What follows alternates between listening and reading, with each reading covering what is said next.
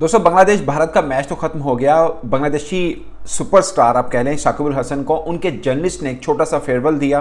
दूसरा, रोहित शर्मा ने एक बड़ी ज़बरदस्त बात की। उन्होंने बोला भले हम 100 पे आउट हो जाते, जब बांग्लादेश ने 230 रन अपनी पहली इनिंग में किए, हम चाहे 100 पे आउट हो जाते मगर हमने खेलना ऐसा था क्योंकि हमने मैच को नतीजा खेज बनाना था। उस पर ऐश्वर्य ने भी एक बात की कि रोहित शर्मा ने बेसिकली खिलाड़ियों के साथ क्या बात की थी उस एक अच्छे खेल के बाद। जब 35 ओवर वाली में बात करूं जो इंडिया ने पहली इनिंग में 20+ रन किए थे। उसके अलावा जसप्रीत बुमराह के ऊपर भी कुछ अपडेट आई है, उन्होंने भी जो बात की वो भी है। और आकाशदीप जो नए फास्ट बॉलर खेले उस पर रोहित शर्मा ने क्या उनकी तारीफ की है। तो सबसे पहले दोस्तों खास बात के अब जो टेस्ट वाले खिलाड़ी हैं वापस बांग्लादेश चले जाएंगे स्वाई शाकिब अल हसन के, जो कि अमेरिका जाएंगे। और बाकी जो उनकी T20 की टीम है वो इंडिया के साथ T20 मैचेस की सीरीज खेलेगी। शाकिब अल हसन का भी कुछ पता नहीं कि वो आखिरी मैच अभी ज़िंदगी का उन्होंने खेल लिया टेस्ट का या अभी खेलना है, कुछ पता नहीं। मगर बांग्लादेशी जर्नलिस्ट ने वहीं पर उनके लिए एक छोटा सा फेयरवेल रखा, तस्वीरें वगैरह बनाई और उनको बांग्लादेशी जर्नलिस्ट को शाकिब अल हसन ने कहा कि होपफुली आपको मीरपुर में मिलेंगे। मगर फिल वक्त वो वापस अमेरिका जा रहे हैं क्योंकि वहाँ पर पॉलिटिकल सिनेरियो थोड़ा चेंज हुआ बांग्लादेश का, और फिल वक्त वो शाकिब अल हसन जो है बांग्लादेश जाना उनका थोड़ा खतरे में रह सकता है, इसलिए वो वहाँ नहीं जा रहे हैं।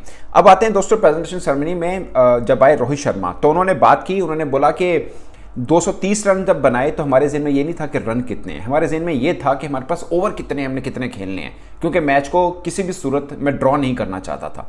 ये एक सोच है कि मैंने रन नहीं देखे, ओवर्स देखे हैं। ये बहुत बड़ी एक बात है कि आपने सोच रखा कि आपके पास खेलने को कितने ओवर हैं, 30-35 ओवर हैं, ओके, भले 100 पे सारे आउट हो जाएं। ये रोहित शर्मा ने बोला कि चाहे 100-120 पे सब आउट हो जाएं, मगर हमने खेलना इस तरह से है, क्योंकि यहाँ पे मैटर नहीं करता कि हमने कितने रन बना रहे हैं उनके खिलाफ। उन्होंने 230 किए हैं, हमने 230 को नहीं सोचना, हमारे पास 35 ओवर हैं, पूरी टीम ने 35 ओवर खेलने हैं, ये सोच थी। और चाहे इस खेल में 100 पे ही सब आउट हो जाएं, नो प्रॉब्लम। उसके पीछे भी एक 200 मंत्र है। 100 पे आउट हो भी जाते तो क्या फर्क पड़ता, एक दिन रह जाना था ना। अब पूरे एक दिन में बांग्लादेश भी सारी आउट हो जाए और इंडिया भी सारी आउट हो जाए, ये पॉसिबल नहीं था। तो बेहतर था कि ठीक है ऑल आउट जाएं, ट्राई करें, और अगर आउट हो भी जाए तो हार नहीं है, ड्रॉ तो वैसे भी हो रहा है। और अगर जो रिस्क ले रहे हैं जिसके लिए कि मैच का रिजल्ट मिले और हमारे हक में मिले, वो अगर अचीव हो जाए तो उससे बड़ी बात क्या हो सकती है। और वो हुई, और इसलिए दुनिया भर के लोग रोहित शर्मा और उसकी टीम की तारीफ कर रहे हैं, ये पीछे है। और फिर ऐश्वर्य ने बताया, उन्होंने बोला कि हमें मतलब था कि हमने जाकर के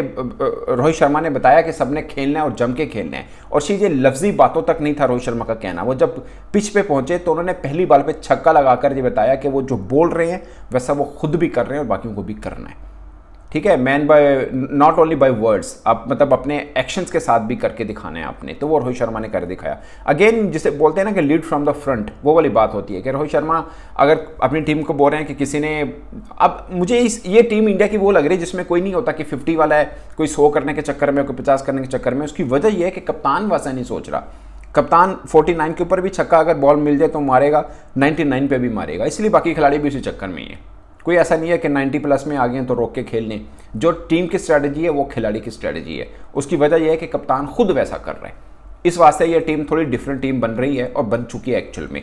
तो ये हुआ। और फिर आकाशदीप की तारीफ की रोहित शर्मा ने। उन्होंने बोला कि ये हमारे डोमेस्टिक स्ट्रक्चर से आए हैं, और जब इतना डोमेस्टिक खेलने के बाद आप एक सिस्टम से होकर आते हैं, मुख्तलिफ रैंक से होकर, तो आप एक अच्छे खिलाड़ी ही बनते हैं। और उन्होंने उनकी तारीफ की कि एक अच्छा फास्ट बॉलर हमें मिला है। और फिर आई जसप्रीत बुमराह की। जसप्रीत बुमराह को कहा गया कि आपको लोग, आपके जो फ़ैन हैं वो मैजिशियन कहते हैं।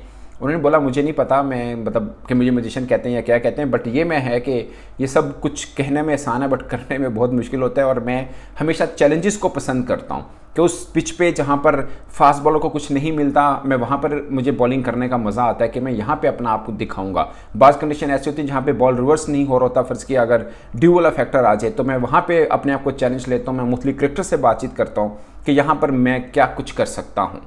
और यही वजह है दोस्तों कि 28 ओवर में 67 रन देकर 6 विकेट्स लिए, 12 मेडन किए जसप्रीत बुमराह ने कानपुर टेस्ट में। और मैन ऑफ द सीरीज़ तो वैसे ऐश्वर्य को मिल गई। और मुझे लगता है कि इस कानपुर टेस्ट की बात हम करें तो जसप्रीत बुमराह की परफॉर्मेंस को इग्नोर नहीं किया जा सकता।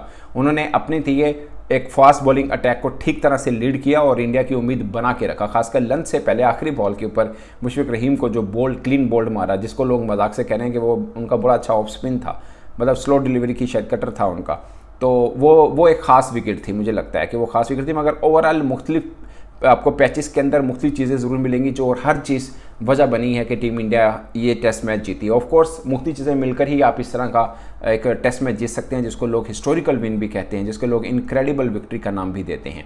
तो उसके पीछे सबसे खास चीज़ जो मुझे पहले दिन भी लगी थी वो रोहित शर्मा की कप्तानी है या रोहित शर्मा की सोच है कि अगर कप्तान ये कह रहा है कि मुझे 230 नहीं भी बनते कोई मसला नहीं, भले 100 बन जाए, भले 120 बन जाए, हमने खेलना इस तरह से, और खुद जाके पहली बार पे छक्का भी मारे निकल के डाउन द ट्रैक।